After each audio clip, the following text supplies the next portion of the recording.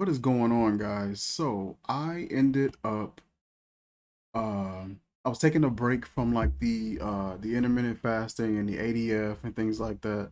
I took a little break from that and I was just sort of eating regular, and in my head I thought I had gotten off track, but I wasn't realizing that a lot of stuff that I was eating was stuff that, was beneficial for me. A lot of greens, a lot of vegetables, a lot of fruits.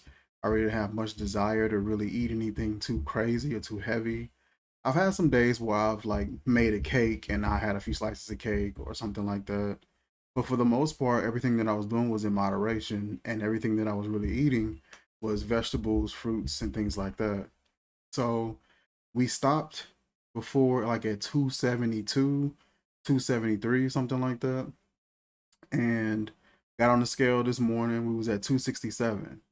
Um, for me to have not really been keeping up with exactly how I was doing my diet and everything, we're doing pretty good. We're kind of back on track and lost a few more pounds.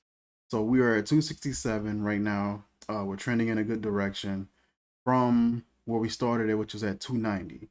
So we're doing pretty good. We're feeling great. I'm getting much better quality sleep. Um, I was dealing with a little bit of an issue at night at first, and this is what's been kind of causing me to kind of eat a little bit better, or at least at night. Um, I was dealing with like a shortness of breath, but I was looking at like a lot of the symptoms for the C19, and I was noticing that I didn't have any of those symptoms or anything like that. It was just a shortness of breath, and it was only at night. It was never in the daytime. So I ended up talking to my physician, and he was telling me that it could possibly be like a form of like an acid reflux. He said, "Do you eat any spicy food?" I said, "Yeah, I do eat spicy foods quite a bit." He said, "It could be a form of that." He said, "Cut back on the spicy foods, cut back on eating so late at night. Like cut out your foods." He said, "At least 2 to 3 hours at the minimum before you go to bed." So I was just like, "Oh, I eat a lot at night, and I think that's what was causing a lot of my issues. I was eating a lot in the daytime, and then I would eat like really heavy at night, like in the middle of the night." And I did that for years. So for the past, I'd say almost 2 weeks, I've cut that out completely. The fact that I was struggling so hard to get quality sleep at night for those 2 weeks, or a little bit before those 2 weeks, because it was only a few days that I was dealing with that, and those few days were enough. Just waking up in the middle of the night, and like you're short and you're sort of like struggling to get air. Those things weren't fun at all. So it was only a couple days that I was dealing with that, and so I switched everything up quickly. Started watching what I eat. So far as I was always eating the fruits and the vegetables, but there's certain things, even certain fruits and vegetables that can produce a decent amount of mucus. So my thought process was the shortness of breath was due to maybe an excess amount of mucus in my body. So I started looking for more alkaline friendly foods and things like that to kind of counteract that. And then with me doing that, I was naturally not really eating at night. When I ended up talking to my physician, he advised the same thing, not the alkaline diet, but the cutting off the eating late at night, at least 3 hours prior to going to bed. So I've been doing that, been running that program for about, like I said, almost 2 weeks. And that's been helping me out tremendously, getting some really good quality sleep. I've been trimming down, noticing that clothes are fitting better, things like that.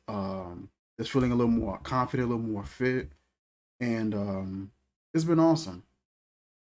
Food, food is going to be your first line of defense, when it comes to your health, and I know that firsthand. I've had like things come up that could potentially be an issue, from just habits that I've had. You know what I mean? And it's easy for me to talk about it because I knew how I ate. I knew how I did things, and the way I ate was completely unhealthy. You know what I mean?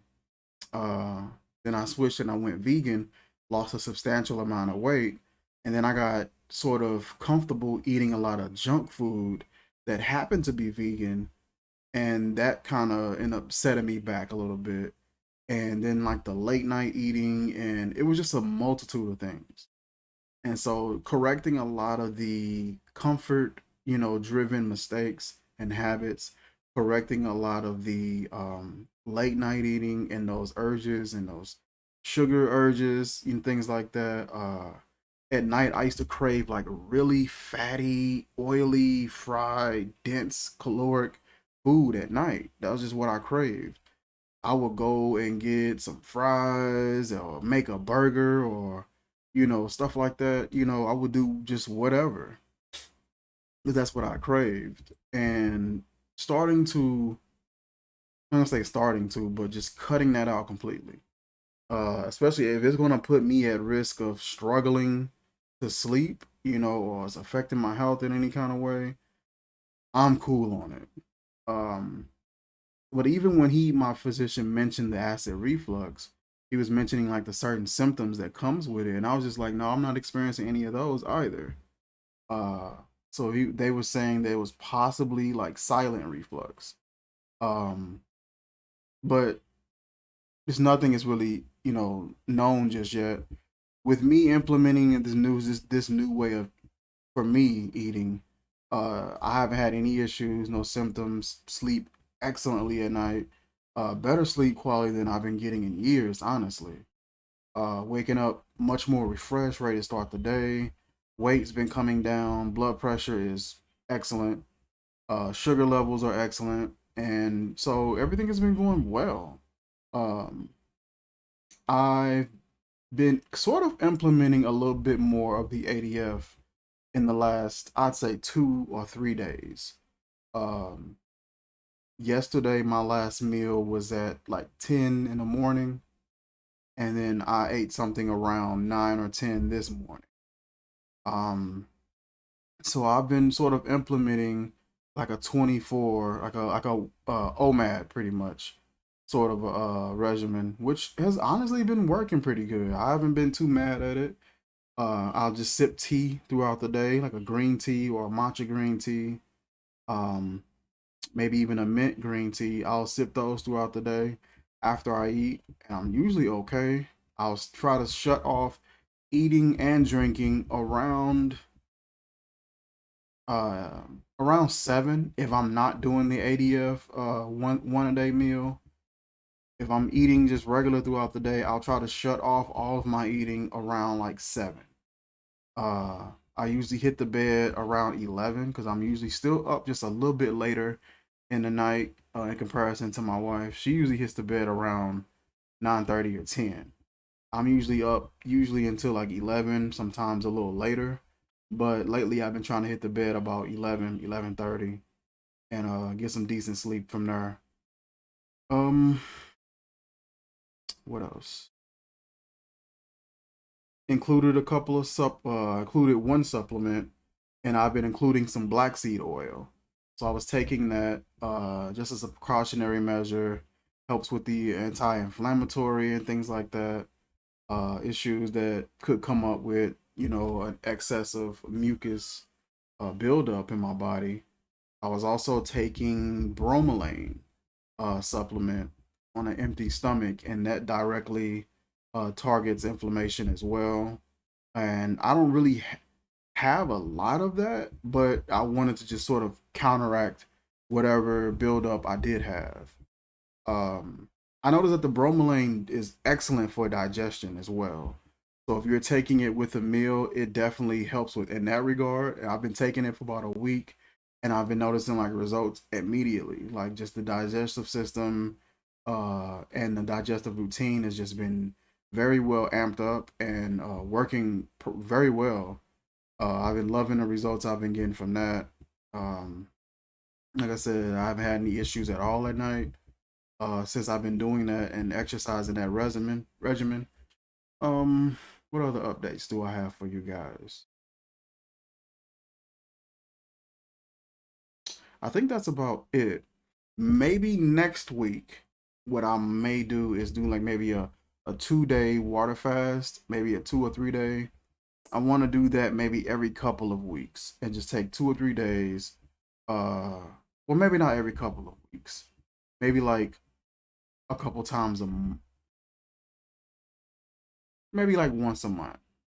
I would take 3 days and do a water fast and just flush the system out, cell regeneration, recycling cells, and just getting that system recovering, giving it a chance to flush out whatever you've been digesting and all that, and just to give your body a chance to reset. I love doing a water fast. I love it. For I think a couple days this past week, I did that to kind of help with what I thought was possibly an infection or inflammation in the body. I was doing that to kind of target and attack that as well. I know that that's really effective for me. For anyone else, I would always recommend at least running it past your physician um, first before you try it, especially if you already have existing ailments and things like that going on. I would definitely recommend running it past your physician first. I run everything past him, and he always takes the slower, more smaller scale route before making any big changes or decisions first. And for the most part, I take his advice. There are some times where I'll go ahead and just do something, if I feel like it'll work best for me. And I'll let him know that I went ahead and did that so he'll know what to look out for or what to expect at least. And I try to keep the line of communication open and pretty honest with him. Um, when I looked and I saw the symptoms for the C19, I was a little concerned, so I went ahead and got tested for it. Everything came back clear, negative, so I didn't have anything to worry about in that regard. The girls were tested as well. This is a precautionary measure, and they were fine. Um, so I wanted to rule that out because I noticed that that was a symptom that a lot of people who were dealing with that was experiencing. They were noticing that months after exposure, that even after they've been, gotten a vaccine, that they have experienced shortness of breath. That was one of the main things. I noticed that the C19 would get into the lungs and it would attack some of the areas of the lung, and it will cause inflammation. With that inflammation, it would decrease the amount of room that air would have to come into the lungs. So people's breathing would be labored, it would be short, they would be struggling to breathe. And that's where a lot of people who were in the hospital were on ventilators and things like that. And I wanted to make sure that that wasn't it. It was only a few nights that I really had struggling like that. The first night was the worst. And what made it even worse was the fact that I was full. I had ate a lot of food that day, and I was noticing that it just made it like 10 times worse. Uh, and so I told myself never to get that full again, never take in that much food. Um, Healthy or not, there's no reason for you to be that full. I was just stuffed because I was eating all type of just good food that day and just enjoying myself a little too much. And that issue just kind of popped up. And so I spent like that whole day just sort of like kneeled over like the couch, the seat of the couch, just trying to get air. You know what I mean? I couldn't lay on my back at all, on my side or nothing like that, because I guess the way your lungs are positioned, if you land on your back, it puts a little bit of pressure on it. So the little bit of breathing that I could do was even more restricted. So what helped me the most was being on all fours and, allowing my stomach to sort of hang, and I could draw in a much more a deeper breath of air that way. But it got uncomfortable. Just I had to literally sit like that the entire night. Towards the morning, as the food digests, as I begin to, the food digest, using the restroom, burping, passing gas, all that stuff began to give me like a little bit more relief. And I was able to finally like breathe a little bit more easier. And that morning when I dropped my wife off, I was talking to her about my whole night. She was like, "Why didn't you come to bed?" Told her about the whole night and what had happened. and what I was struggling with. She was like, I was wondering what's going on. I said that was different for me. That was a little different. And I said, I can't deal with that, you know. With the shortness of breath, your heart rate begins to increase a little bit, and with the heart rate increasing, you begin to sweat, depending on the temperature of your house. And so I just was wrapping myself up. I was sipping hot tea slowly, in that position, and just struggling the whole night. And I said, like, that's not happening again. So I had to just change the way I eat. And so portion control would be something that I would definitely be implementing more, that I have implemented. Realizing, you know, when you've had enough early, my body, I could eat quite a bit before it actually tells me, like, all right, bro, you fool. You know, I can eat quite a bit before it tells me that. And so having to portion out what I eat and not be such a greedy pig, you know, and that's just being honest. Like, I like food. Your boy, you know, I'm a big dude. Your boy is a big boy. You know what I mean? 260. Well, I was at 290. You know, your boy a big dude. I like some food now. And I'm not a big fan of sweets, but every once in a while I get a hankering for some cake, a pie, or a cookie, you know, and then your boy can cook. I can, everything that I was eating, I make. You know, I can make soups and macaroni and cake, pie, cookie, and pizza from scratch. I can make just about anything homemade from scratch because that's the way I like to cook. And I'm tasting what I'm eating, and I love to prepare food for other people. And after a while, you just, you know, I was noticing that I was just greedy. You know what I mean? I would make more than enough so that I could eat more than enough. And it's just, you know, after years and years of doing that, it's time to, like, all right, you got to dial it back. You know what I mean? When you were younger, you could I could put a pizza away. I could still put a pizza away, but not anymore. Not for to be doing that no more. But I used to be able to put one or two pieces away and go play basketball and go run around and all this other stuff. And it's just like, you're getting older. You can't keep doing it. You can't keep operating at that same capacity, you know. So uh it feels good, man, to finally get a handle on some things, see the weight trending in a good direction. If I could get to 200, I know I'd be extremely happy.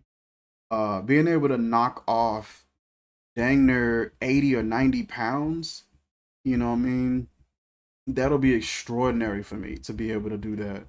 But it's going to take consistency. It's going to take discipline. It's going to take changes in the lifestyle. I've always been very active, and that's kind of what's kept me afloat.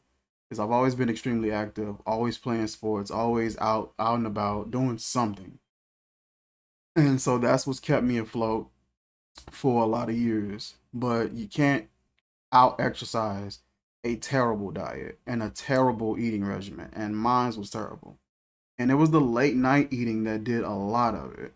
Um, the processed foods, I've been doing less and less and less of that. More whole foods, more things that are just straight up, more raw meals, more fresh meals, and incorporating more water fasting into my diet without being extreme. I was always kind of person that wanted to go the extreme route to just to try to challenge myself, and you don't need to do all that. I got a challenge that I'm going to be doing though. It's a budget challenge. So I think you guys will be interested in checking this video out. It'll be my next video after I post this one, and I'll give you guys the details about it and the date that I'll actually be starting, or the week that I'll actually be starting it. But I'm super excited about it to try it out. So I'll be giving you guys more info on that particular challenge in my next video. And yeah, I can't wait to do that. Um, that is it for the updates. The girls are doing really good. They're growing. They just turned 8 months like 2 days ago. So they're doing pretty good, stronger. They're in their walkers, walking around, holding a bottle on their own, making different audible sounds with their, with their voices, and being able to say things a bit more clearly, reading to them every day. We haven't been able to get to the park as much because it's been a bit chillier, and I usually wrap them up pretty good, but I don't necessarily want them out there just out there in 40, 50 degree weather just yet. I want to wait a little bit more. So we'll go to like the grocery store and we'll walk around there or something like that. Or we may go to a cafe and I'll feed them there and try to get out of the house, get them out of the same four walls. But for the most part, as of late, I'll keep them here and we'll just have fun at home. Um,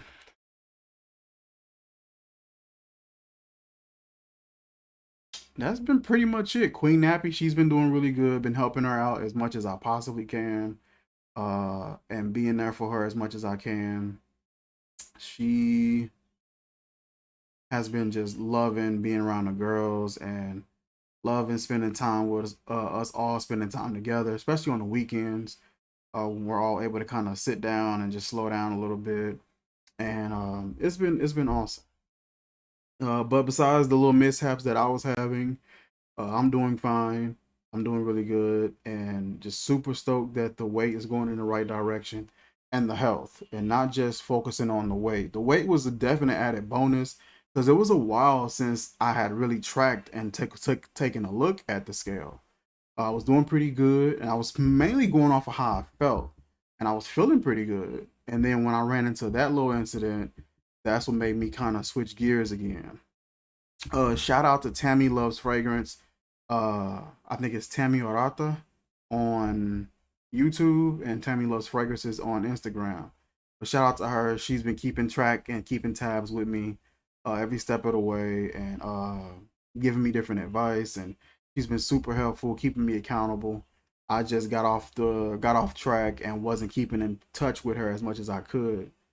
Um, but we getting back on track, and I think we're gonna run the OMAD for a while. We're gonna run the OMAD. It's a little bit less than what I was doing when I first started. I was doing a 36-12 at first, so we're gonna go ahead and run like a 20-4, or yeah, we're gonna run like a 20-4 or a 22-2, and mainly the 22-2, because after I eat, I'm not really eating again in the next couple of hours like that, because I'm pretty full. So we're gonna be running mainly a 20-4, and yeah, or a 22-2, and we'll just keep it going, and we'll go from there. I'll log my information and the progress so far, but yeah, we're sitting at 267 pounds as of right now, as of this morning. So I'm super happy about that, and can't wait to continue, man. Can't wait till we continue to drop down. I can't wait till we hit that 250 mark, man. That'll be 40 pounds lost, or yeah, yeah, 40 pounds. Yeah, 40 pounds. I don't know why the math just was off just now.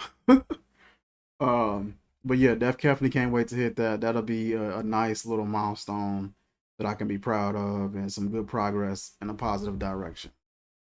That is it for this video, you guys. Like, comment, share, subscribe, and I will catch you guys soon. Peace.